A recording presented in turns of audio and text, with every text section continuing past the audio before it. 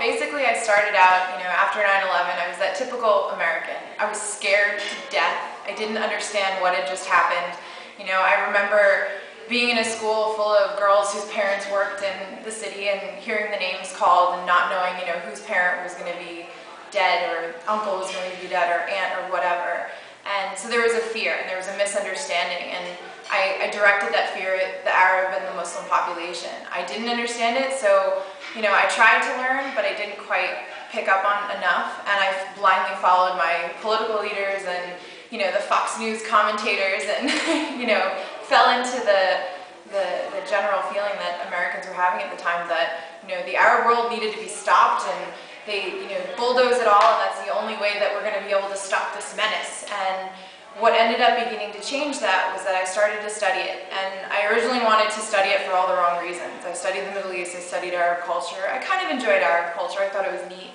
But I wanted to go into the State Department. I wanted to learn Arabic so that I could change all of this in a very militant, hawkish way. And I got into college and started taking Arabic classes, and I had an Arabic professor who was Palestinian, Issam Al-Baraya at Seton Hall University, and he constantly would challenge us every single class that we had and tell us about what was going on in Palestine and tell us what was going on in Iraq.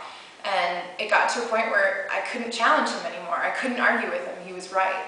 And I had to kind of begin to shift my views. And then my sophomore year of college, my friend took me to see Occupation 101 at the Harlem Film Festival, and I cried my eyes out. I had never sobbed so much in my entire life, and I couldn't hold back. I mean, I couldn't understand how we could do this to a people and how we could allow this to happen and how our tax dollars could completely fund it.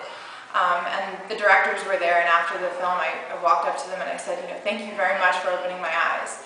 And that was it. That was the real change. I went from being this right-wing Republican with a big American flag on my wall my freshman year of college to a pro-Palestinian activist with a big Palestinian flag on my wall. And by the fall of my junior year, I decided it was time to go to Cairo and study Arabic. And while I was there, I went up to Jordan. I spent a weekend there and saw the refugee camps in Amman and all the rest of Jordan, and then spent a week in Palestine. And I saw the wall, and I saw Geisha refugee camp, and I saw Bethlehem, and I saw the Israeli soldiers, and I saw the checkpoints and everything that was going on, and I spoke to the people, and I made sure I understood their stories and really got a grasp for what was going on. And I tried to speak to the Israelis and couldn't get them to open up. I couldn't get them to say anything.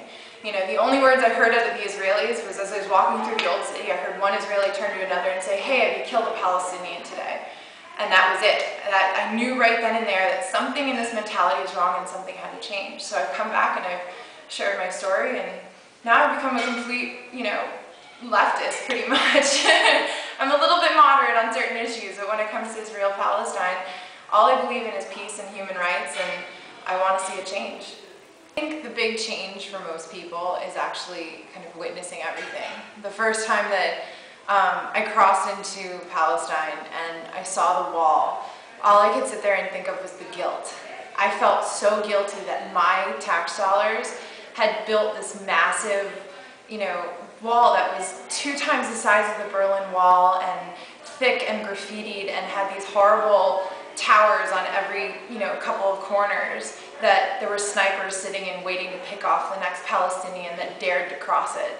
I had been in Germany before and seen the pieces of the Berlin Wall that are still standing, and went to Checkpoint Charlie, and I really felt like I was seeing it all over again. And actually kind of coming to grips with the fact that it was partially my fault that this wall stood brought me to tears. I mean, I cried. I couldn't hold back, and I'm sitting on a bus full of Palestinians, and they're all kind of looking at me like I'm crazy, but I couldn't hold back anymore. And that was when it really started to hit me what was going on, and that's when the real transformation happened. I had been becoming pro-Palestinian, and then when I actually saw it with my own eyes is when it really shifted. And then to come back out, and after spending a day in Ramallah, and then coming to the border and being able to throw up my U.S. passport on the bulletproof glass that was, this thick between me and the Israeli soldier on the other side, and walk straight through, while I watched an 85-year-old woman who was clearly sick and in need of medical attention not be able to go through, kind of really drilled at home. That's when you know that these people are completely second-class citizens and no one's caring for them, and something has to change. So it's going to be a matter of showing the American public, showing the Israelis what's really going on behind that wall, because it's not seen enough. The Israelis are not able to cross in there. You know, they never see the good side of the Palestinian people, who are a very welcoming, wonderful community. All they see is, you know, these Palestinians that, as you know, the IDF soldiers are storming into their homes at 3 o'clock in the morning, are fighting back and are trying to, you know, stay a free people. So I think it's a matter of personal experience to change the way that things are. If we can bring people into this and show them exactly what's going on, things will change.